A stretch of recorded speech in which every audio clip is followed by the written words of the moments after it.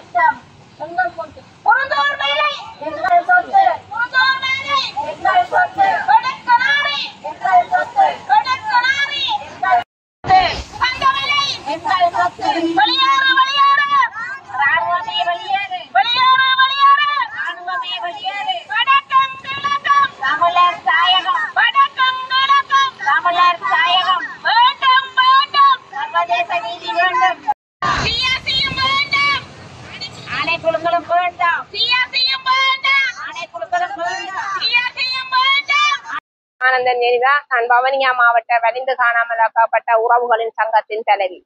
இன்றைய தினம் நாம் தொடர்ச்சியாக 30ஆம் தேதி தொடர்ச்சியாக சர்வதேசத்தை நோக்கிய ஒரு கவன ஈர்ப்பு போராட்டத்தை செய்து வருகின்றோம். எனவே இந்த சர்வதேசம் தொடர்ச்சியாக இந்த உறவுகளுக்கு நீதி வழங்காமல் தொடர்ச்சியாக ஏமாற்றப்பட்டு கொண்டிருக்கின்றோம். எனவே 16 வருட காலமாக நாம் தொடர்ச்சியாக இந்த வெயிலிலும் மழையிலும் எமது உறவுகள் நீதிக்காக போராடி 300க்கும் மேற்பட்ட உறவுகளை நாம் இழந்திருக்கின்றோம்.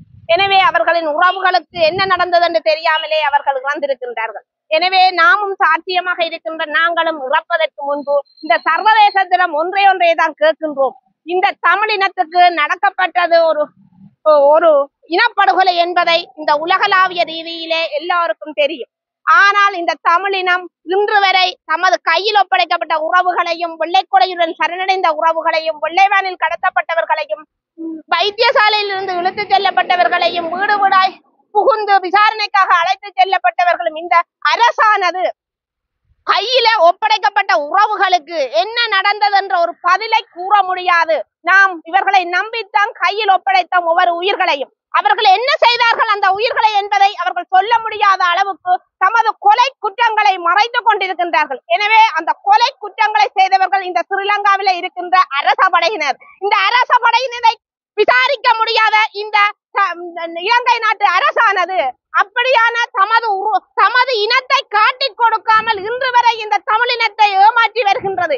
எனவே நாம் சர்வதேசத்திடம் ஒன்று கேட்கின்றோம், நீங்களும் சேர்ந்தா இந்த தமிழினத்திற்கு ஒரு அநீதிகளை விளைவித்துக் கொண்டிருக்கின்றீர்கள். எனவே நாம் இன்று வரை 16 வருட காலங்களாக தொடர்ச்சியாக நாம் இந்த வீதி வழியில போராடி கொண்டிருக்கின்றோம்.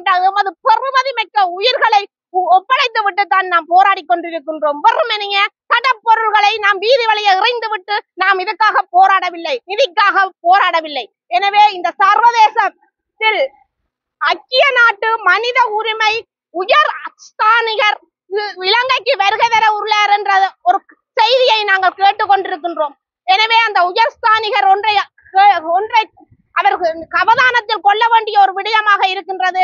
இந்த பாதிக்கப்பட்ட தரப்புகள் இன்று வரை தமது உறவுகளுக்கு என்ன நடந்தது என்று நீதி கேட்டுக்கொண்டிருக்கின்ற போது எதிர்வருகின்ற கூட்டத்தொடரில் இதற்கான முற்றுப்புள்ளியை வைப்பதற்கு அரசு முன்னிற்கின்றது. எனவே இந்த உயர் ஸ்தானிகர் ஒன்றை கவனத்தில் கொள்ள வேண்டியது, இந்த பாதிக்கப்பட்ட தரப்புகள் அவரை இங்கு இந்த கூட்டத்தொடர் முடிய வர சொல்லித்தான் கேட்கிறோம். கூட்டத்தொடருக்கு முன்பு வந்து அரசு சொல்கின்ற பொய்களை கேட்டு அவருக்கான பதிலை அளிக்க கூடாது என்பதையும் நாம் அவரிடம் வலியுறுத்தி நிற்கின்றோம். இந்த பாதிக்கப்பட்ட தரப்புகளுக்கு சர்வதேச நீதி பொறிமுறை ஊடாக எமக்கு நீதியை வழங்க வேண்டும் என்பதை ஞானசானிகர்கிட்டையும் கேட்டுக்கொள்கின்றோம். அதே போலாந்து வெளிவிவகார அமைச்சரும் வருகை தர உள்ளதாக கூறப்படுகின்றது.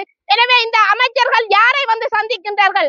உங்களது அரசியல் போக்கை இந்த இலங்கை அரசாங்கத்திடம் நீங்கள் வைத்து செல்ல போகின்றீர்களா, இல்லாட்டி இந்த பாதிக்கப்பட்ட தரப்புகளுக்கு நீதி வழங்க போகின்றீர்களா என்பதை இந்த நடைபெற போகின்ற ஐக்கிய நாட்டு கூட்டத்தொடரிலாவது இந்த உறவுகளுக்கு சர்வதேச பொறிமுறை ஊடாக சர்வதேச நீதிமன்றத்துக்கு பாரப்படுத்தி எமக்கான நீதியை வழங்க வேண்டும் என்பதைத்தான் நான் உங்களிடம் மனித உரிமை செயற்பாட்டாளர்களிடம் நாங்கள் உங்களை அனைத்து அமைப்புகளும் மக்கள்களும் ஒன்று சேர்ந்து இந்த பாதிக்கப்பட்ட தரப்புகளுக்கு இந்த இனத்துக்கு ஒரு தேசமாக ஒரு மக்களாக ஒன்று சேர்ந்து நாம் நீதிக்காக குரல் கொடுத்து இந்த நீதியை பெற்றுக்கொள்ள வேண்டும் என்பதை அனைவரிடமும் நான் கேட்டுக்கொள்கின்றேன். நன்றி.